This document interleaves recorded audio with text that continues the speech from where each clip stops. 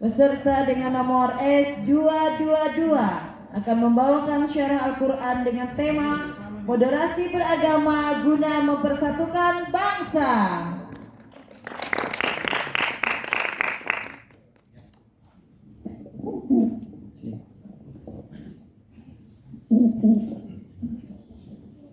Hadirin, inilah peserta dengan nomor S222 akan membawakan syarah Al-Quran dengan tema Moderasi Beragama Guna Mempersatukan Bangsa. Disilahkan. Rumput ilalang bergoyang-goyang, ranting pohon banyak dedaunan, dari talian kami bertandang, menyambung silaturahim, itulah tujuan. Assalamualaikum warahmatullahi wabarakatuh. Alhamdulillahilladzi 'allafa baina qulubina, wassalatu wassalamu ala sayyidil Mustafa wa ala alihi ahli sidqi wal wafa. Amma ba'd. Dewan Hakim yang adil lagi bijaksana, hadirin sebangsa dan setanah air yang berbahagia.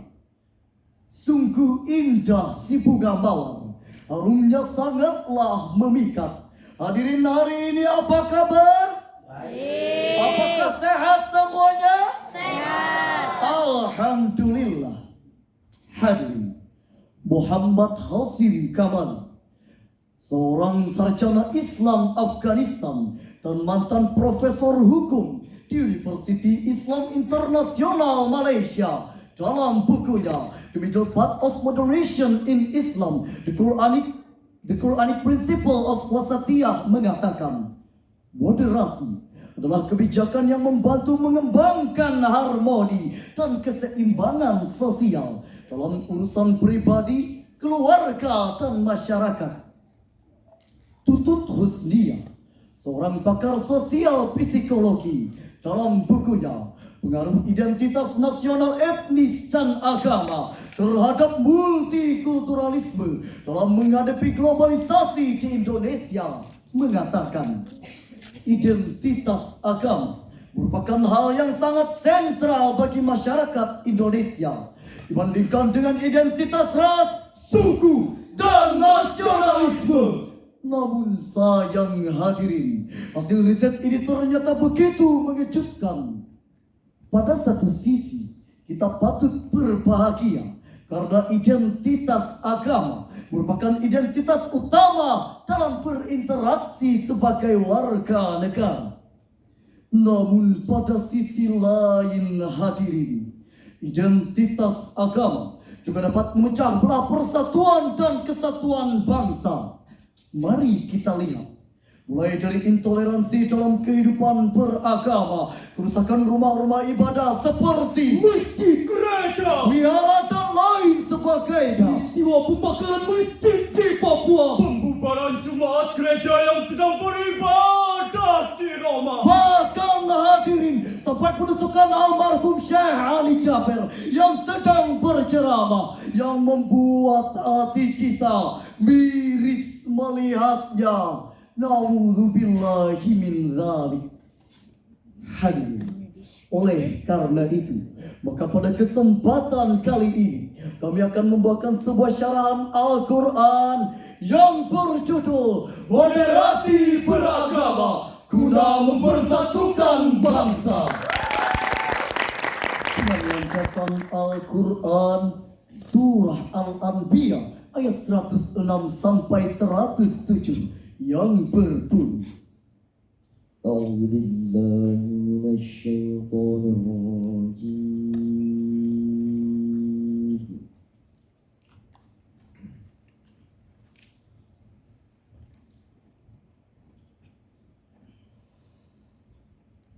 Bismillahirrahmanirrahim.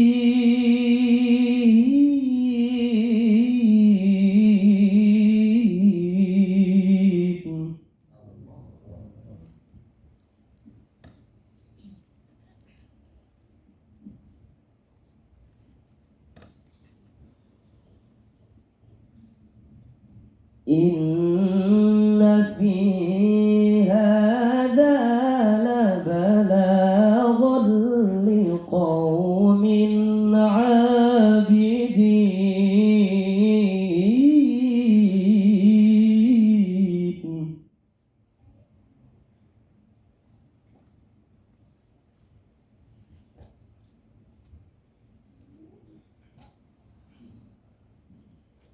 وما أرسلناك إلا رحمة للعالمين.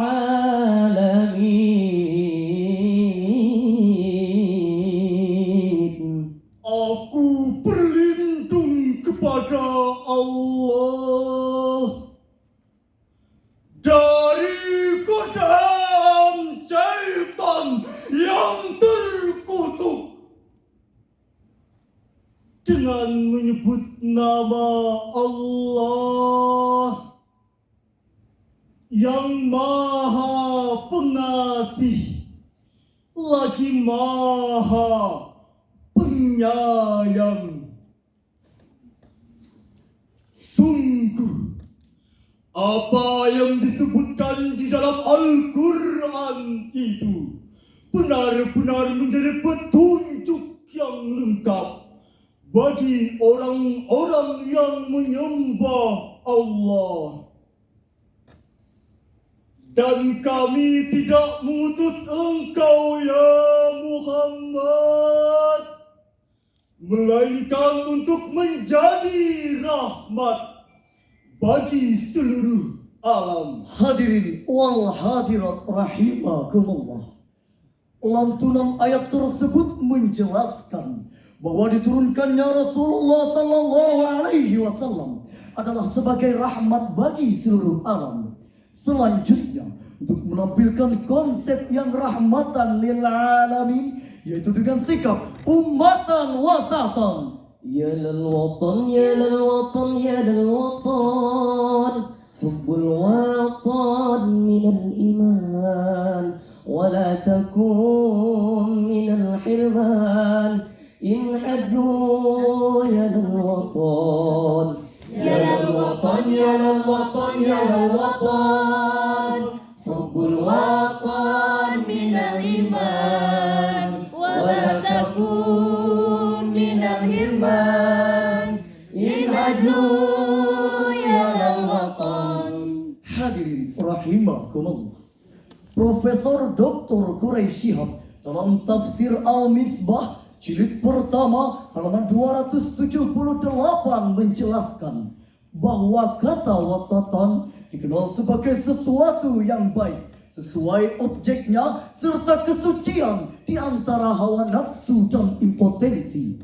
Selanjutnya, makna wasatan berkembang menjadi adil, seimbang agar dapat berlaku adil.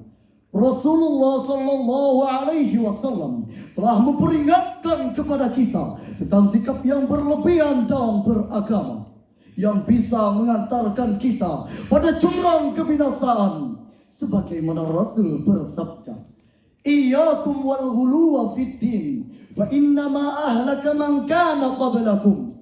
Al-ghuluwa fid din. Jauhkanlah diri kalian dari sikap yang berlebihan dalam beragama, karena sesungguhnya sikap yang berlebihan itu dapat membinasakan orang-orang sebelum dirimu. Sebagaimana terdapat dalam kitab Zilalul Quran halaman 63 hadis ke-98 yang disahihkan oleh Ibnu Khuzaimah, Ibnu Hibban, Al-Hakim, An-Nahabi, An-Nawawi.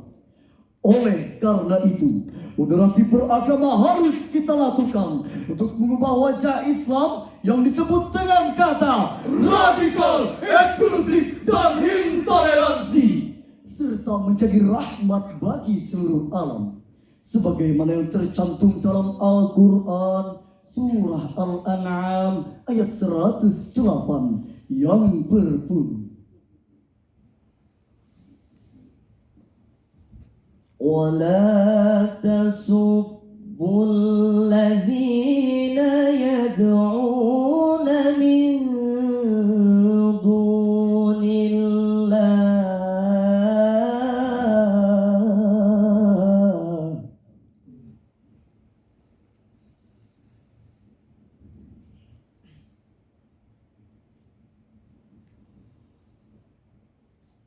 يدعون من دون الله فيسبوا الله عدوا بغير علم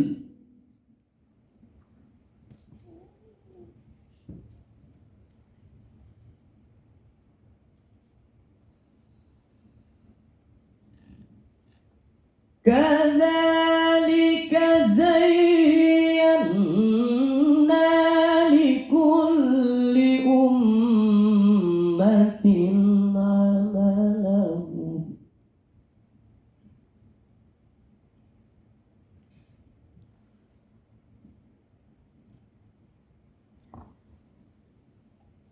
ثم إلى ربهم مرجعهم فينبئهم بما كانوا يعملون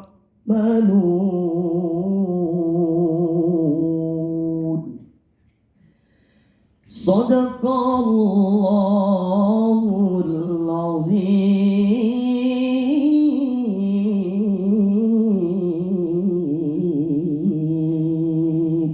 Dan janganlah kamu memaki sembahan-sembahan yang mereka sembah selain Allah.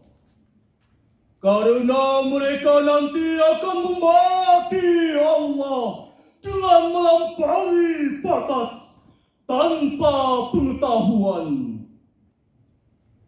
Demikianlah kami jadikan setiap umat menganggap baik pekerjaan mereka. Kemudian kepada Tuhan mereka lah kembali mereka. Lalu Dia memberitakan kepada mereka apa yang dahulu mereka kerjakan.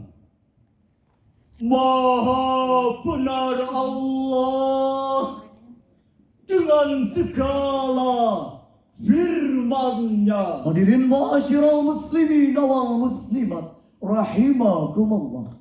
Pada tafsir Ibnu Katsir jilid pertama halaman 165 baris kelima dari atas menjelaskan. Pada tafsir Ibnu Katsir jilid pertama halaman 165 baris kelima dari atas menjelaskan bahwa Allah Subhanahu wa taala telah melarang umat Islam untuk membagi orang-orang musyrik walaupun ada nilai-nilai kemaslahatan dalam bagian tersebut. Sebab akan terjadi kerusakan atas kerusakan yang timbul lebih besar, yakni sikap mereka yang memaki orang-orang yang beriman. Hadirin, Sayyid Qutb dalam kitabnya Zilalil Quran menjelaskan bahwa Allah Subhanahu wa taala telah mengajarkan kepada umat Islam untuk menggunakan cara yang dilakukan dengan agama, yaitu sikap sopan santun, Beradab dan penuh wibawa. Hadirin, mari kita lihat fakta sejarah. Islam pernah memimpin peradaban dunia dan mampu menciptakan perdamaian dunia. Kita pernah mendengar bagaimana keadilan Rasulullah sallallahu alaihi wasallam terhadap kaum Yahudi dan Nasrani. Ketika Islam sampai di Eropa dan memimpin peradaban di sana, sikap kaum muslimin terhadap Kristiani telah memberikan contoh toleransi beragama. Bahkan mereka lebih memilih berada di bawah kepemimpinan kaum muslimin untuk menjaga jiwa, harta, dan agama. Demikian catatan tinta emas yang ditulis oleh Thomas Walker Arnold, seorang orientalis dan sejarawan seni rupa Islam, dalam bukunya The Preaching of Islam. Namun sayang hadirin, jika kita lihat dengan mata kepala kita, fenomena yang muncul sepanjang peradaban adalah keadilan pemimpin dan aliran radikal yang bisa menjurus pada pertikaian, permusuhan, perpecahan, bahkan peperangan yang terjadi antara kelompok satu dengan kelompok yang lainnya, suku yang satu dengan suku yang lainnya, agama yang satu dengan agama yang lainnya. Bahkan hadirin, sampai terjadi pertumpahan darah hingga berlanjut pada kasus pembunuhan yang satu dengan yang lainnya. Naudzubillahi min dzalik. Oleh karena itu, menurut Profesor Dr. Quraisy Shihab, ada 3 syarat yang harus kita lakukan agar moderasi beragama dapat tercipta. Yang pertama, Adanya pengetahuan dari kita masing-masing. yang kedua, Membuat kita dalam mengendalikan sikap emosional. dan yang ketiga, memiliki kehati-hatian dalam beragama. Hadirin, demikianlah syarahan yang dapat kami sampaikan sebagai kesimpulan dari syarahan kami. Moderasi beragama mencakup jiwa yang harmonis, aman, damai, tentram, serta menjadi rahmat bagi seluruh alam. Hadirin, mungkin inilah yang dapat kami sampaikan. Salah dan khilaf mohon dimaafkan. Mancing ikan ke kolam Pak D, menang gak menang, yang penting pede. Wabillahi taufiq wal hidayah. Assalamualaikum warahmatullahi wabarakatuh. Waalaikumsalam warahmatullahi wabarakatuh. Tepuk tangan yang meriah buat peserta S222. Iya, semangat pendukungnya. Ya, Bapak Ibu hadirin yang berbahagia, demikianlah tadi penampilan peserta